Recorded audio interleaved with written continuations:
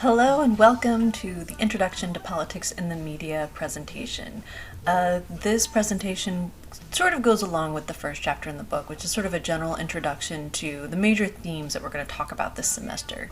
I wanted to start things off by just recapping what I think is the big takeaway from the first chapter, and that is the three major functions that media serve. So media play a really important role, not just in keeping a well-informed public, but also as part of our governing and our governance. Like, it's very, very difficult for just a regular person on the street living their life to know what's going on in government if you don't have somebody who is there.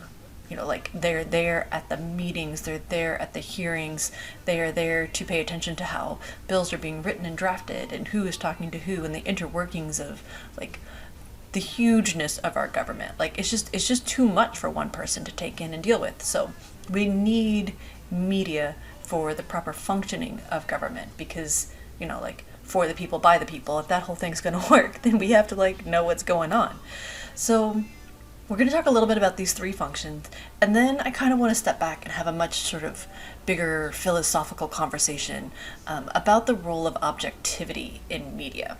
Okay, so first, the book, it's got this whole thing about media serve three basic functions. They are a forum for people who are in government or who are running for political office to reach out and woo voters. Like, it is a way for politicians to make themselves known and to, like, give people impressions about themselves. I think we're seeing really, really good examples of this right now with the Democratic National Committee. Their convention was last week, and then this week is the Republican National Party's, their presidential convention.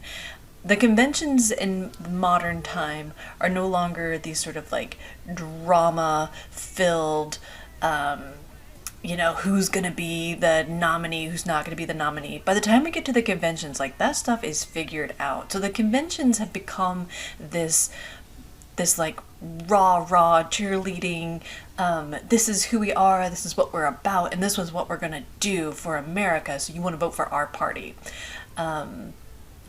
That is entirely brought to us through the media. Like, none of us are actually there. And even now, the Democratic Party chose to do their convention completely remotely because of COVID, whereas the Republican Party is doing some things in person. And that's an interesting thing. I mean, these are very political choices. This isn't accidental. And even the choices of everything that you see, like if we're wearing masks or socially distancing, like, these are carefully thought out decisions. But the Republican Party has taken a tack that they want to do some things in person. And so that is one of the things that Trump is really touting. Like, I am the president who goes out. Like, I'm not going to stay hidden away.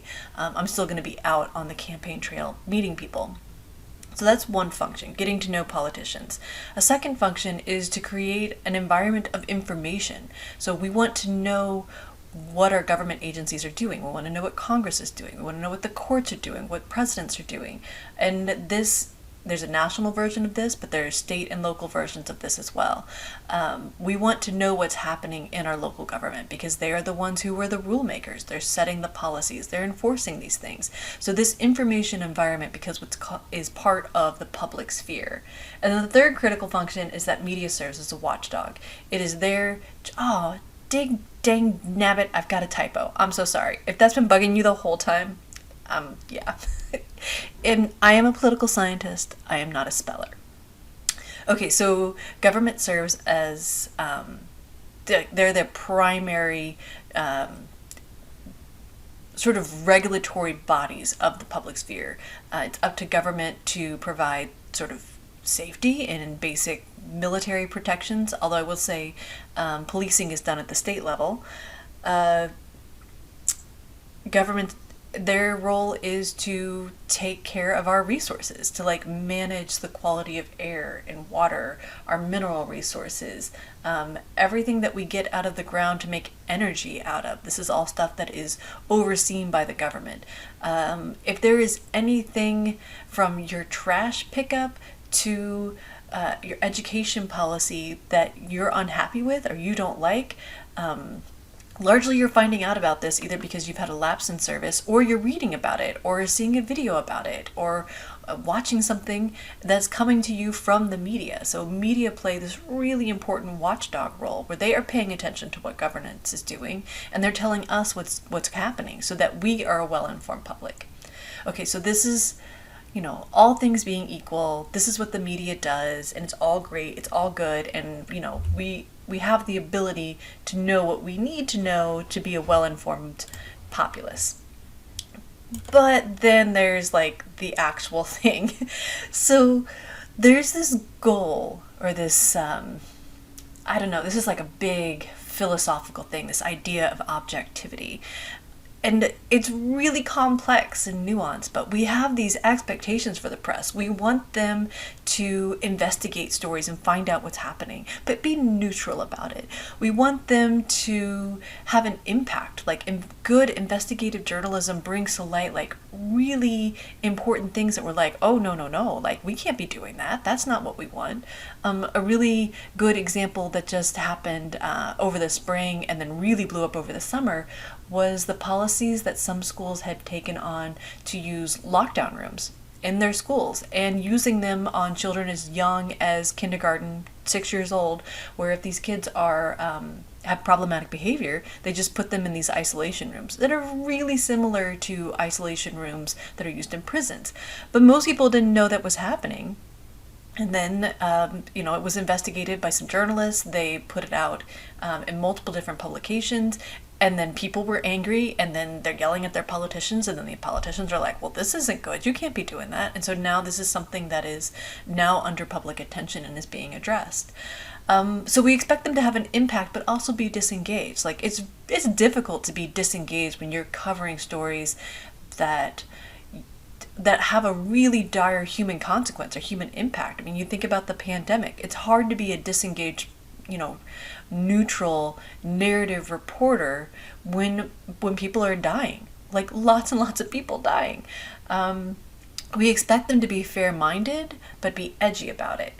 And like all of these things, when you strike the balance between them, make for excellent reporting. But it's a very difficult balance to strike.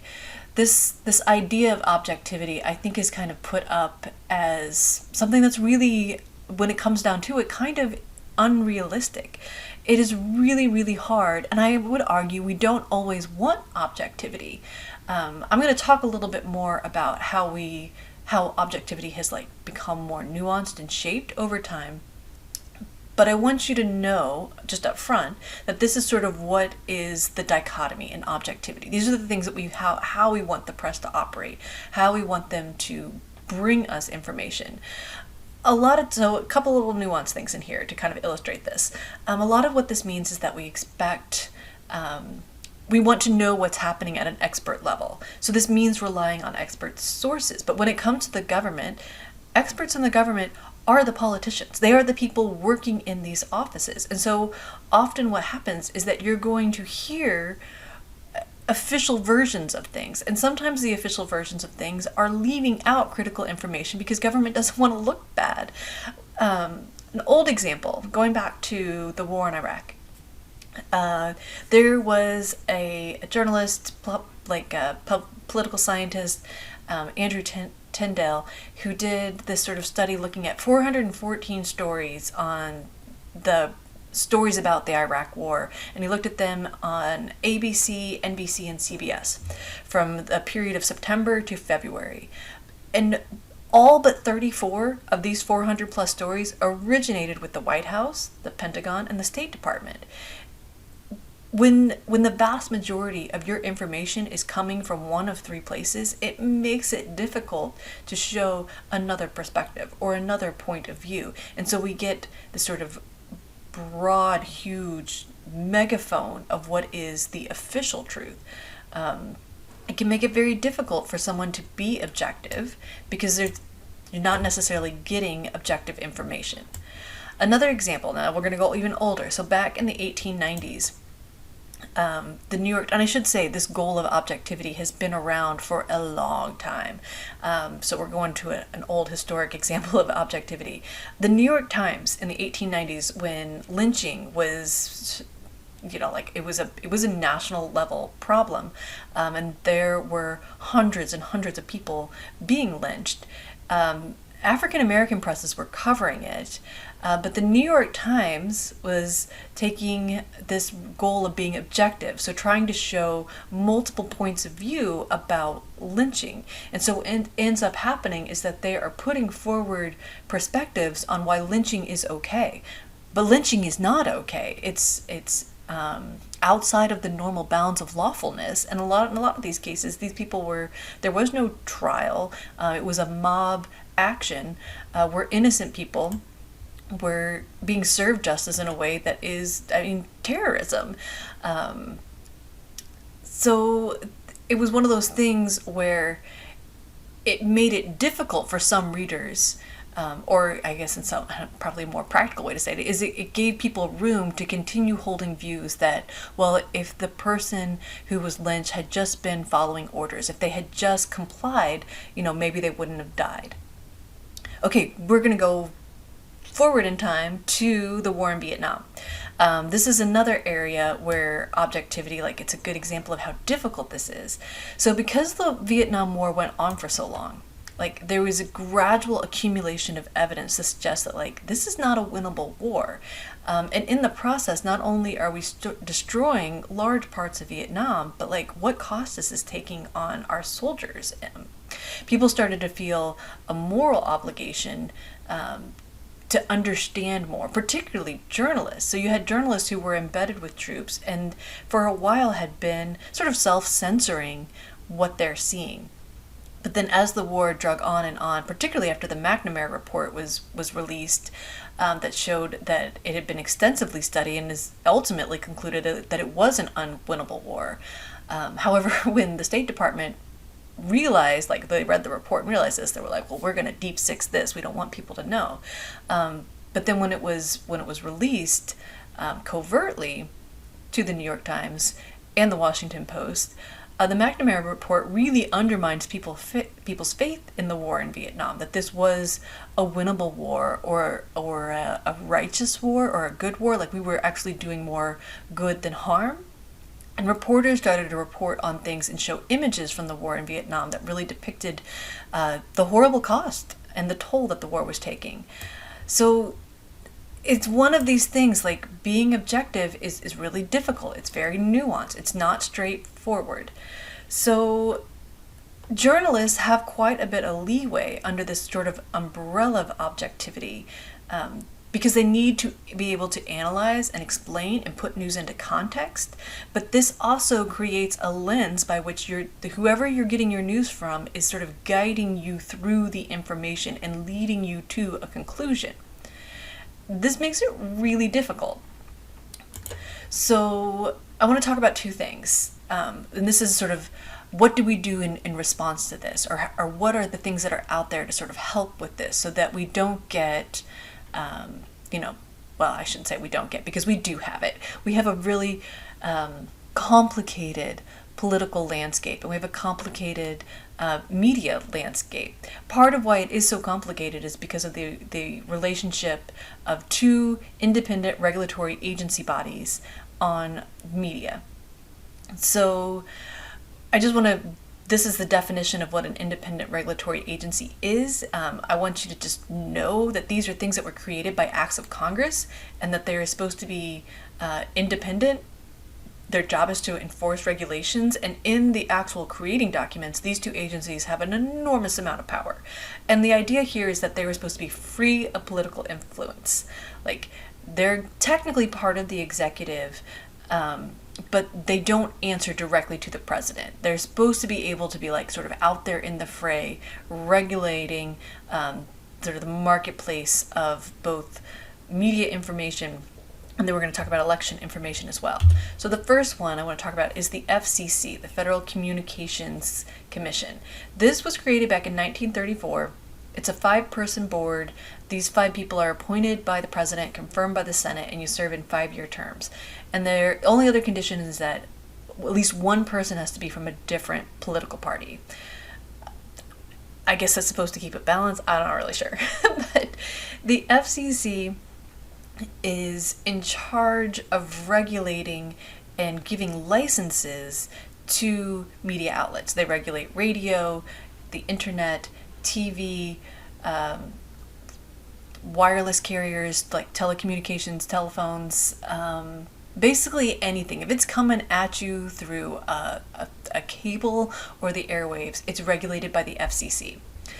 And I want you to know that like this wasn't created in a vacuum. It wasn't created out of a neutral environment. The FCC was created because of government concerns of the rise of socialism. To be perfectly honest, like they wanted to have a hand in controlling who was going to get radio licenses, and then in a few years when television became a big thing, who was going to get television licenses. And if you were going to get a license, you had to sort of abide by a certain amount of rules, right? They wanted to sort of set up some parameters. And so in addition to setting up parameters, they gave the FCC, Congress gave the FCC enormous power to police this stuff and basically say like, hey, if you're not abiding by the rules, we're going to give you a really huge fine, or we're going to take down your broadcasting license. Like you're going off the air. The FCC has the power to do that. One of the biggest things they had the power that gave them this power was what was called the Fairness Doctrine. So the Fairness Doctrine was required that TV and radio stations, if you held an FCC issued broadcast license, you had to devote some of your time and programming to controversial issues of public importance, and you had to allow the airing of opposing views on those issues. So this meant that programs on politics were required to include opposing opinions on the topic, and broadcasters had an active duty to determine the spectrum of views on a given issue and include the people best suited to representing those views on their programming. And you might wonder, wow, that sounds great. Like, why don't we have that? Well, we don't have that because the Fairness Doctrine has been attacked again and again and is now no longer in existence. It's no longer something that is applied. Essentially what happened is the FCC made a choice. They backed off of things like the Fairness Doctrine and the Equal Time Doctrine to sort of focus their attention on regulating other areas. So they weren't as concerned with just letting someone, I mean, you can think about like, well, why do we have liberal media or conservative media? We have that because we got rid of the Fairness Doctrine. Someone like Rush Limbaugh, who can spend 3 hours just talking about politics and government and popular culture through a very like sort of specific narrow lens, would not have been able to exist under this time when Fairness Doctrine was being enforced, because Rush Limbaugh doesn't bring guests in from the opposing side and give them equal time to talk about whatever it is, the issue that they're discussing. The FCC made the decision that they were really going to get in the business of regulating decency. They were going to heavily police and regulate the use of language in TV. The really famous sort of watershed moment of this is the FCC's regulation of a skit by George Carlin, 7 words you can never say on television. But largely, if you look at what is the activities of the FCC, this is what they're doing. They are protecting Family Hour and the, over the rabbit ear, what do you call it, like ABC, NBC, CBS. They are limiting indecent speech. And if you have like a boo-boo, like Janet Jackson's wardrobe malfunction, you're going to be in some hot water.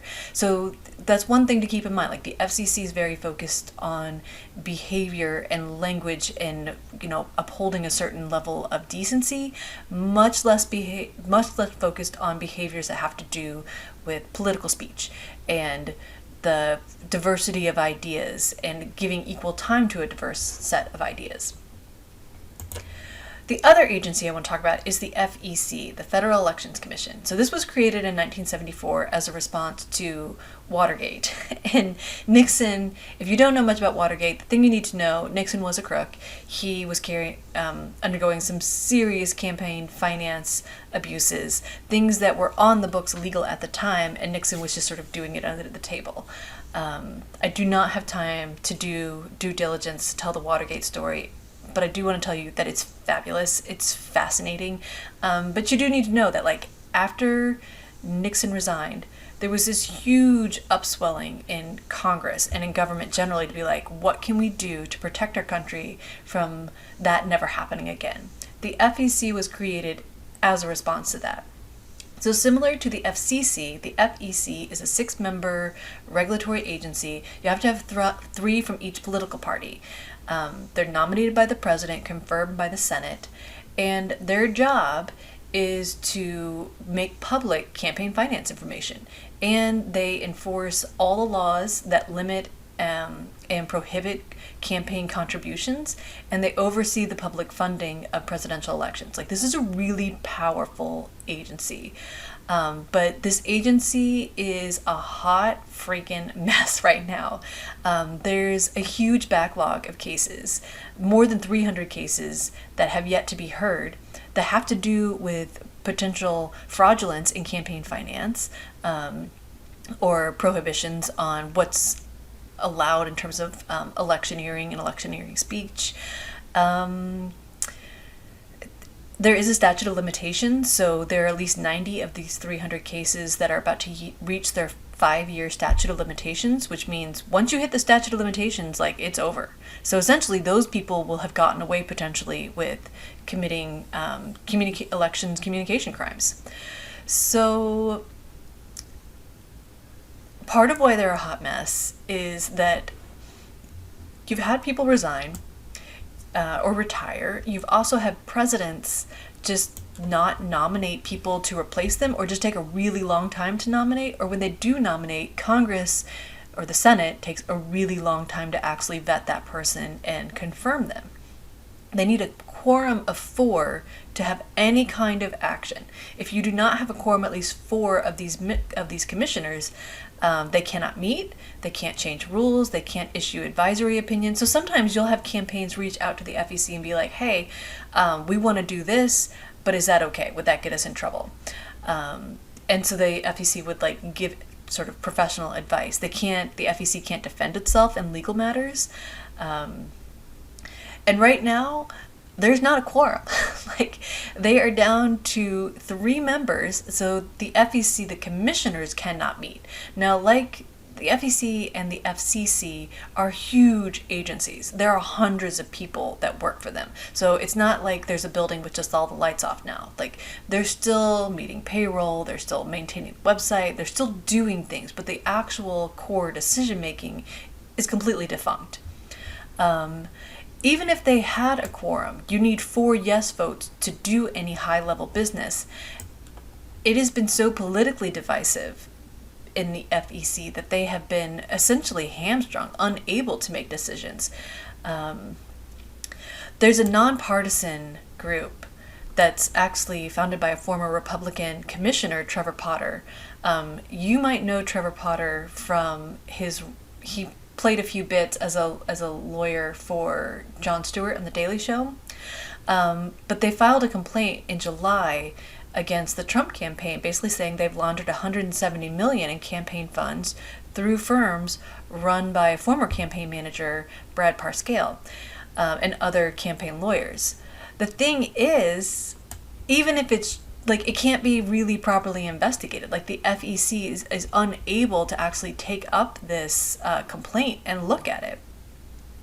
Another thing that I wanted to mention too is really interesting. What was the super rich guy? The billionaire dude, Bloomberg. When he finally stopped running for president, and he basically demonstrated, like, you can buy a crap ton of ads and you can spend all the money, it still doesn't mean you're going to be the nominee. But anywho, when Bloomberg suspended his campaign, he decided to transfer $18 million from his campaign to the DNC and Andrew Yang's pledge to give a freedom dividend of $12,000 spread out over a year in 10 U.S. families. But it's unclear whether or not that's actually legal. So they reached out to the FEC like, hey, can you give us an advisory opinion? Because we don't want to break the law and get into trouble. And the FEC is unable to weigh in here. Like, there's no opinion that was given to them. So this creates this sort of Wild West landscape. Like, if you think you can get away with it, well, you just go for it.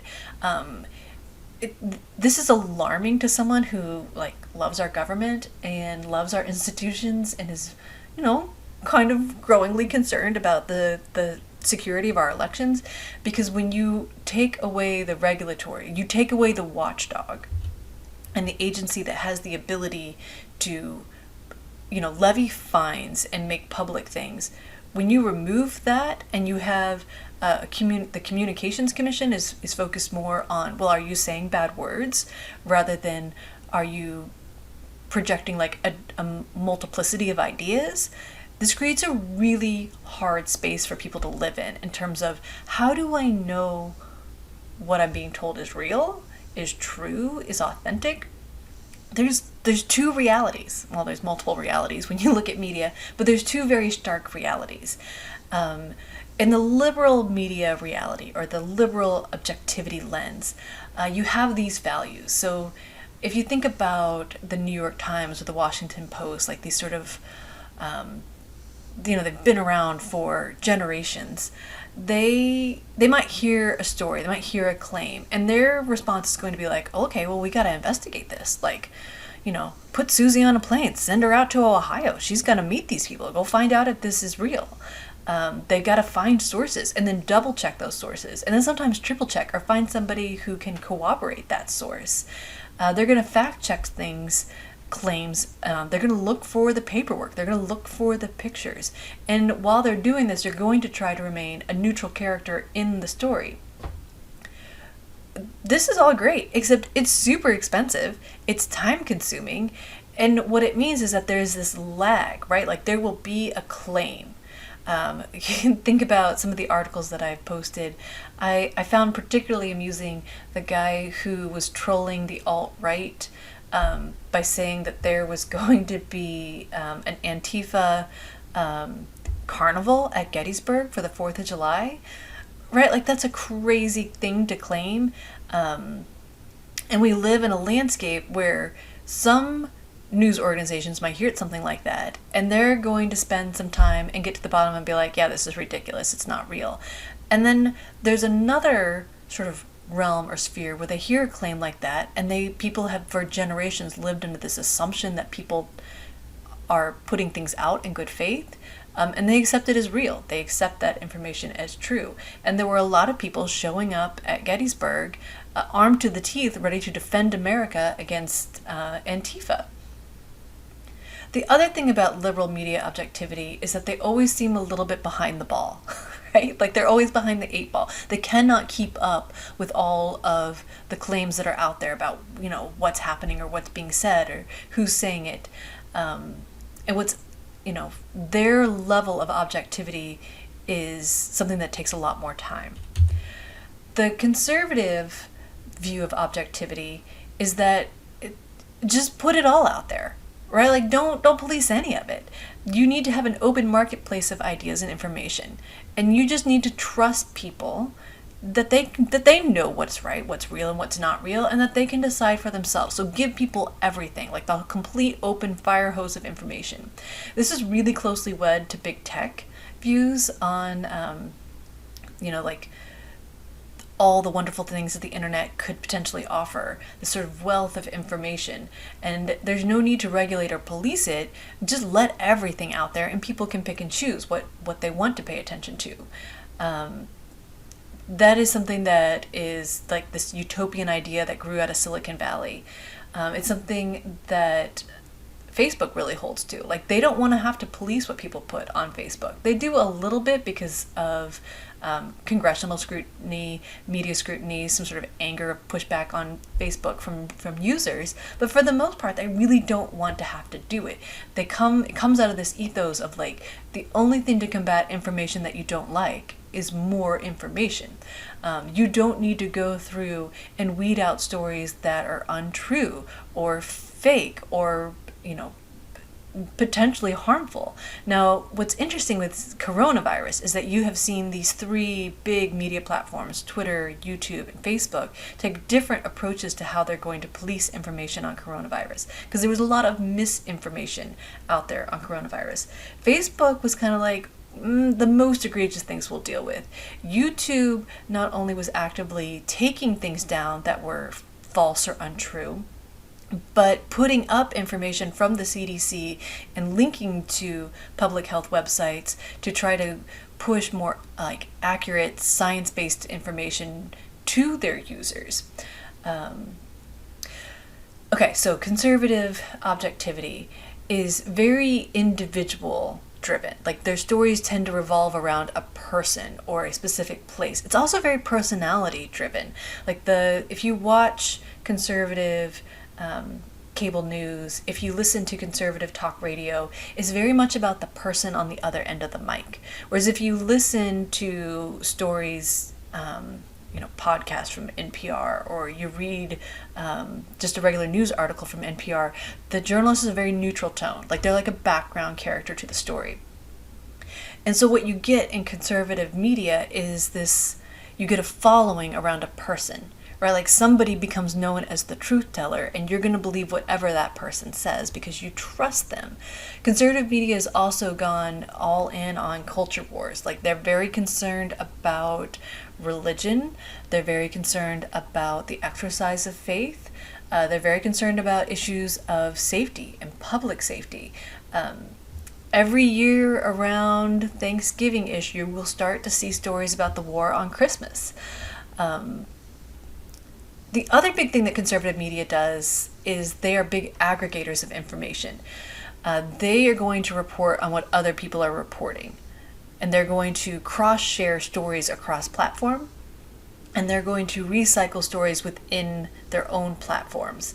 So the reason that they do this is that new content creation is really expensive. And if you can just aggregate information across a bunch of different sources, including within your own parent company, then that's a much cheaper way to produce content. And so you're going to make more money. It is much more expensive, right? Like, you're never going to put Sean Hannity on a plane and send him to Ohio to go investigate what's happening in a factory downtown. Like, he's not going to do it. Sean Hannity lives in his studio, and he's going to report on what other people are saying. It's a very different approach to how we gather our information. And so what this means is that this is what it feels like when you were looking at the news. Like, it can be, you're going to hear wildly different sometimes reports about what is happening and the level of danger on what is happening. The use of language and framing and priming is just rampant because there is nothing holding politicians back. There's nothing holding companies back, like MSNBC or Fox News, in terms of like, you've got to show multiple points of view, or you have to give equal time to people on other sides of this issue. You can say whatever you want as long as you are maintaining within the boundaries of decency. So one last thought, and then I'll wrap it up here, is that I want to just be clear. Both of these views, conservative and liberal, are elitist. Like, conservatives come across as like, we're of the people, we're the regular Joe. But the thing to keep in mind is that conservative media isn't scrappy.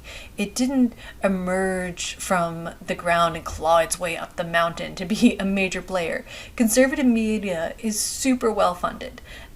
People like Roger Ailes and the Mercers, which helped save the Trump campaign when it was really struggling back in 2016. conservative media is supported and backed by literal billionaires. So this idea that sometimes they are struggling, or like the narrative that they had to emerge through the struggle, that's a theoretical struggle. Like that's a struggle of ideas and getting your ideas out there. It's not an actual financial struggle. If you look at the background of conservative media giants, a lot of these people are rooted in a anti-Hollywood Northern California versus LA tension. And they're also people who are like, we really like the utopia, put all information out there that comes out of the world of big tech in Silicon Valley. Liberal media, however, these are people, they're full of people like me who have PhDs, who are super nerdy, and sometimes these people just are so cloistered together and they're in their ivory towers, like they think they know. There was a book just came out written by Ezra Klein, who, cards on the table, I have a little nerd crush on Ezra Klein. He has this podcast called The Weeds, and I'm sure none of this you guys have ever heard of.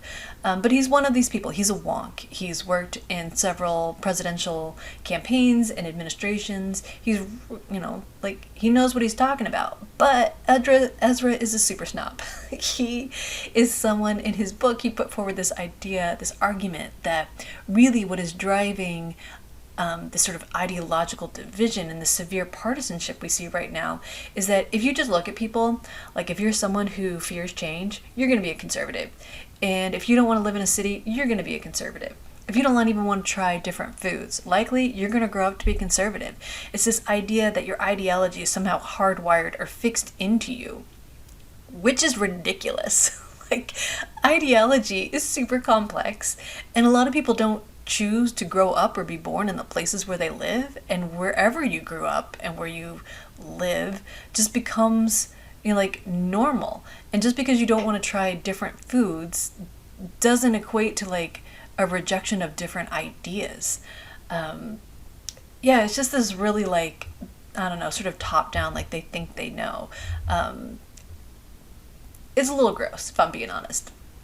So ideology is not driven by innate qualities in our disposition that we have no control over. I firmly believe that human beings have great capacity to think and make judgments for their own selves because we have brains, and we're generally, people are pretty smart. When someone is speaking down to you, when someone's condescending, when someone's giving you their truth, and you can determine for yourself. But again, think about this. It's hard out there. There are a lot of things that seem really compelling and speak to us in really deep, fundamental levels. We're going to talk about conspiracy theories because this is where they come from. They come from angst and an unknown, and it's this want to know and believe that there's something bigger out there that can explain all this stuff.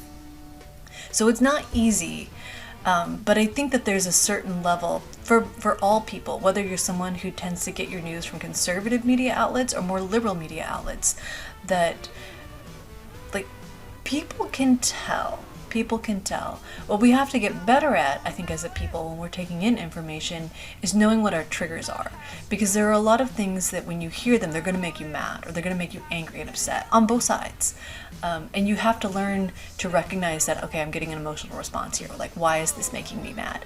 Some things, you should get mad, but not all the time. We shouldn't live in a news intake sphere where we're constantly running on either fear or anger.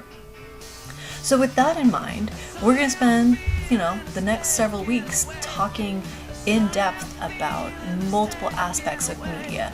And you'll, might think back to this presentation about objectivity and the different values that are being professed in objectivity. And if you see things where you're like, ooh, I can see that conservative theoretical view about what it means to be objective. I can see that liberal theoretical view about what it means to be objective. Be able to hold these things, these two contrasting realities in your mind. I think it will be really helpful. So that's all for today, and I'll be back with you later.